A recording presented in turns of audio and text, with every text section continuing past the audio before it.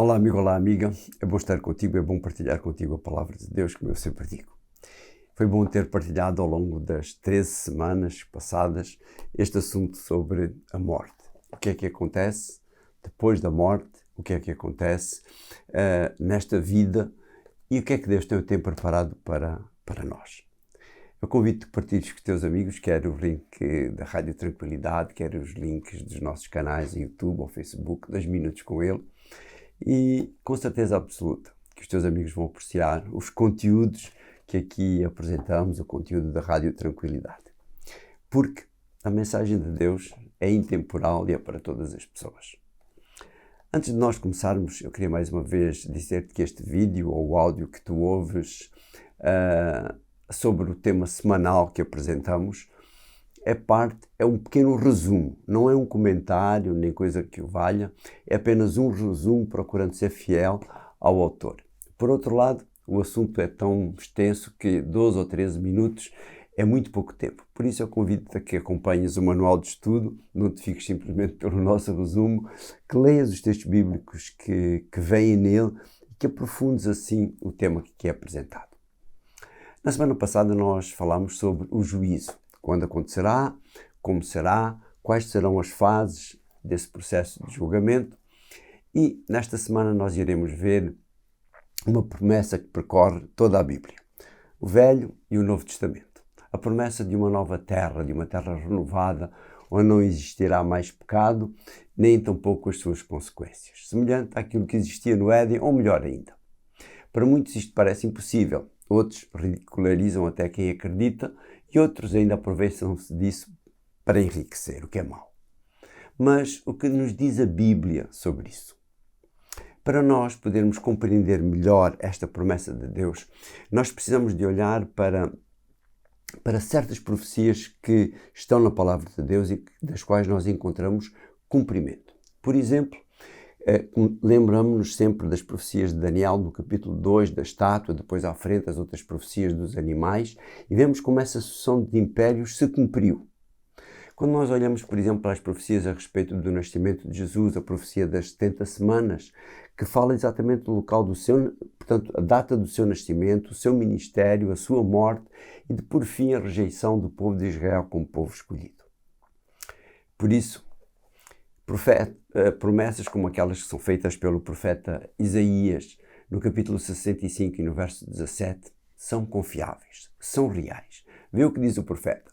Eu, o Senhor, vou criar um céu novo e uma nova terra, de modo que não pensareis mais no passado, nem vos preocupareis com coisas de outrora. Mas depois, mais à frente, no capítulo 66 e no verso 22, ele volta a repetir esta mesma ideia. Diz ele, os vossos descendentes e o vosso nome existirão sempre na minha presença, tal como o novo céu e a nova terra que eu vou criar. É o Senhor, reforça ele, é o Senhor, não é o profeta Isaías, é o Senhor quem o afirma. No Novo Testamento nós podemos começar pela promessa que Jesus faz e que a maioria de nós conhece em João no capítulo 14, nomeadamente nos versos 1 a 3. Mas aqui vamos ver simplesmente o verso 3, onde diz, eu vou à vossa frente para vos preparar lugar e depois de vos ir preparar um lugar, hei de voltar para vos levar para junto de mim, de modo que estejam onde eu estiver. Pedro, mais tarde, na sua segunda carta, no capítulo 13 e no verso 13, ele repete a mesma ideia. Mas nós, segundo a promessa de Deus, esperamos novos céus e nova terra, onde habita a justiça. E não podíamos deixar de referir aquele que mais revelações teve sobre esta nova terra, revelações essas dadas pelo próprio Jesus. Este novo céu e esta nova terra, conforme vem relatado no livro de Apocalipse, relatado por João. Apocalipse significa revelação, conforme diz o capítulo 1 e o verso 1 do livro de Apocalipse. Mas aqui no capítulo 21 e no verso 1 diz, vi então um novo céu e uma nova terra, de facto o primeiro céu e a primeira terra desapareceram e o mar já não existe. Sabes, uma das coisas que mais me impressiona quando leio textos sobre este novo céu e esta nova terra, e aí esta nova terra é muitas vezes referida como a Nova Jerusalém, é uma questão do local, da habitação de Deus, onde Deus passará a ter, podemos dizer assim, a sua sede, a sede do seu reino. Vê o que diz João em Apocalipse no capítulo 21 e no verso 3. E ouvi uma voz forte que vinha do lado do trono. Esta é a morada de Deus junto dos homens. Ele habitará com eles e eles serão o seu povo. É este Deus que estará com eles. Reparaste como João se refere? Ele habitará com eles. Vê agora o que diz ainda João, no capítulo 7 e no verso 15 do mesmo livro, do livro do Apocalipse. Diz, por isso, é que estão diante do trono de Deus e servem a Deus de dia e de noite no seu templo. E aquele que está sentado no trono protegê-los-á como uma tenda. Ele aqui diz que na Nova Jerusalém, na nova terra, na terra renovada, estará o trono de Deus. Mas por que esta diferença para com os habitantes da nova terra? Com os seres humanos que habitarão esta nova terra? Sabes, o que aconteceu ao ser humano a partir do pecado de Adão e de Eva foi algo inimaginável para os habitantes dos outros mundos habitados. O sofrimento do ser humano, a desumanidade de muitos seres humanos para com os seus iguais é cada vez maior. Tu podes conferir isso facilmente nas notícias dos jornais. Por isso, o amor de Deus para com aqueles que fizeram a sua vontade, que apesar de tudo e de todos escolheram servir Deus, sofreram por isso. É algo que todos os outros os habitantes dos outros mundos vão compreender. Um pregador cristão diz que nós seres humanos, nós habitantes do planeta Terra, neste momento, somos a menina dos olhos de Deus. Sim, é verdade. Por isso, nós seremos compensados com a presença de Deus, com estarmos na presença de Deus, com vivermos ao lado de Deus depois destes 6.000 anos de separação. Isto significa que iremos viver na presença de Deus pela eternidade. João, na sua primeira carta, no capítulo 13, no verso 2 e 3, ele diz-nos assim: queridos amigos, agora somos filhos de Deus, mas aquilo que havemos de ser ainda não é totalmente claro. O que sabemos é que, quando Jesus aparecer, havemos de ser iguais a Ele, porque havemos de o ver tal como Ele é.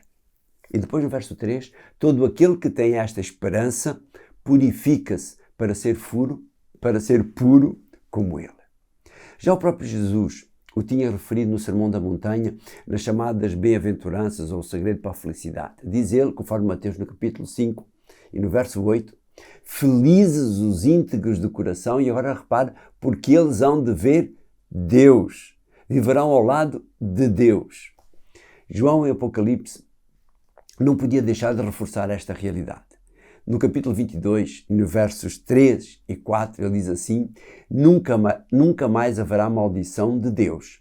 E na cidade estará o trono de Deus e do Cordeiro, e os seus servos hão de prestar-lhe culto. E depois no verso 4, hão de vê-lo frente a frente, e o seu nome estará gravado na fronte deles. Espetacular este texto. Esta última parte do texto, o verso 24, é muito, muito interessante. Diz, repara bem, hão de vê-lo frente a frente e o seu nome estará gravado na fronte deles. O que é que isto significa? Os que se salvaram, aqueles que vão habitar a nova terra, terão o nome de Deus gravado na sua fronte, na sua mente, na parte do nosso cérebro onde está o nosso sistema cognitivo, o nosso lobo frontal. Isto significa que antes de chegar à nova terra, nós aceitamos, já aqui nesta terra, de forma consciente, de forma racional, a vontade de Deus para cada um de nós e lhe obedecemos. E fizemos essa vontade de forma inteligente, de forma racional. O livro de Apocalipse, juntamente com o livro de Isaías, como dissemos no início, tem muitas referências do modo como será a vida na nova terra. Qualquer um deles é muito claro quanto ao que não teremos graças à ausência de pecado. Uma dessas coisas que não existirá é exatamente aquilo de que falámos ao longo destes 3 meses e que tanto nos perturba: a morte. Reparam no que dizem o que diz Isaías no capítulo 25 e João no livro de Apocalipse no capítulo 21. Vamos começar por o verso 8 do capítulo 25 de Isaías. Diz: o Senhor Deus aniquilará a morte para sempre, Enxugará as lágrimas em todas as faces e tirará da nação inteira a afronta que o seu povo tem suportado. Foi o Senhor quem o prometeu. E agora vamos a Apocalipse, no capítulo 21 e no verso 4. Ele diz: Ele enxugará todas as lágrimas dos seus olhos e já não haverá mais morte, nem luto, nem pranto, nem dor, porque as primeiras coisas desapareceram. Reparaste na semelhança que existe entre os dois textos, tanto do Velho como do Novo Testamento? Tanto um como o outro afirmam com muita certeza, são parentórios, que a morte será aniquilada, que ali não haverá mais morte, que as lágrimas de sofrimento não serão mais sentidas ou vistas, que ali não haverá mais sofrimento de maneira nenhuma. Quantos de nós não desejam que isso aconteça já, hoje ou amanhã? Que momento de alegria será esse em que reveremos os nossos familiares mortos na esperança da volta de Jesus para nunca mais nos despedirmos deles? Que momento será esse em que todas aquelas dores que sentimos até à volta de Jesus, até o momento da volta de Jesus, de fato de dores físicas, desaparecerão para nunca mais voltarem? Sim, prezado amigo, Deus estabeleceu o plano da salvação como um plano de resgate do ser humano. Não um resgate temporário da situação em que nos encontramos, mas um resgate definitivo. Antes mesmo de nós existirmos, esse plano estava estabelecido. O ideal era o ser humano nunca ter pecado e nunca este plano vir a ser necessário. Mas Deus sabia que isso ia acontecer e por isso Deus preparou este plano. Vê o que diz Tito na sua carta no capítulo 1 e no verso 2. Diz que se baseia na esperança da vida eterna. Deus, que não mente, prometeu-nos essa vida desde tempos imemoráveis. Sim, a vida eterna está-nos prometida. Mas isso não é suficiente. Temos de aceitar essa promessa. Temos de aceitar e fazer a vontade de quem nos prometeu isso e que sabe o que é melhor para cada um de nós. Ellen White, uma escritora cristã, termina assim um livro chamado O Grande Conflito, de que tu irás ouvir falar dele mais à frente. Vê o que ela diz no último parágrafo deste livro. O grande conflito terminou. Pecado e pecador já não existem. O universo inteiro está purificado. Um sentimento único de harmonia e de júbilo vibra por toda a vasta criação. Daquele que tudo criou, emanam vida, luz e alegria por todos os domínios do espaço infinito. Desde o minúsculo átomo até ao maior dos mundos, todas as coisas animadas e inanimadas, na sua serena beleza e no seu perfeito regozijo, declaram que Deus é amor. Fantástico, não é este Deus de amor? Fantástico aquilo que Ele tem prometido para cada um de nós. Foi bom estudar este tema contigo. Se já acreditas em tudo aquilo que nós vimos, foi bom recordar e aprofundar isso. Caso contrário, eu espero que tu tenhas ficado com uma melhor compreensão da morte.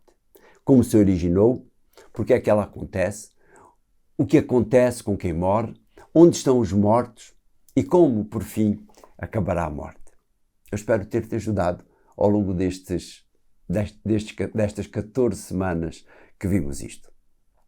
Querido Pai, obrigado por que nos amas. Obrigado por nos dás a conhecer todas estas coisas. Abençoa esta amiga, abençoa este amigo, para que eles possam também compreender, ter certeza daquilo que tu dizes na tua palavra e esta esperança de que um dia tudo terminará e que nós poderemos viver ao teu lado para a eternidade. Abençoa-os, abençoa-me. Te agradecemos e pedimos em nome de Jesus. Amém. E a semana que vem nós iremos começar um novo tema. Gerir em favor do Mestre. Deus dá-nos recursos. Deus colocou muitas e muitas coisas à nossa disposição. Como é que nós gerimos isso que Deus colocou à nossa disposição? O que é que nós fazemos com isso? É aquilo que nós iremos ver durante as próximas 13 semanas, durante os próximos 3 meses. Para a semana nos encontramos aqui então novamente para estudar este tema. Um abraço e até lá.